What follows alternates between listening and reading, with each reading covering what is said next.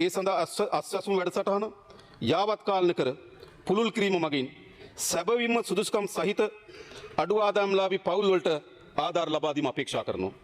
තවදුරටත් අඩු ආදායම්ලාභීන්ට එම ආධාර ලබා දීම සහතික කිරීම වෙනුවෙන් එම ප්‍රතිලාභීන් 2026 වසරේදී සමාලෝචන ලක් කරනවා. මොකද හැමදාම මේ සමාජ ආරක්ෂණ වැඩසටහන් වල සිද්ධ වෙන්නේ මොකද්ද? ආණ්ඩුවක් වෙනව නම් මාරු කරනවා. ජනසවි වෙනවා, සමෘද්ධිය වෙනවා, අස්වැසුම් වෙන ඉතිහාසයමයි. අපිට නම් පිළිබඳ ප්‍රශ්නයක් එන්නේ තිබුණේ. සැබවින්ම ආධාර ලැබිය යුතු ප්‍රතිලාභයට ලැබිය යුතු තිබෙනවා.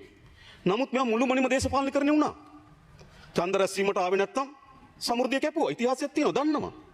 කැන්වස් සිග්නල් ආවේ නැත්තම් සමෘද්ධියෙන් අයින් කරා. මේ මහජනයාගේ බදු මුදල් ඒ සමාජ කණ්ඩායමට ලබා දිය යුතුයි. හැබැයි සිද්ධ වුණේ මොකද්ද? මුළුමනින්ම මේ සමාජ ආරක්ෂණ වැඩපිළිවෙළ තමන්ගේ දේශපාලන බලය හොබවා ගැනීම සඳහා වෙන මෙවලම් බවට පත් වුණා. අපි එහෙම කරලා නේ.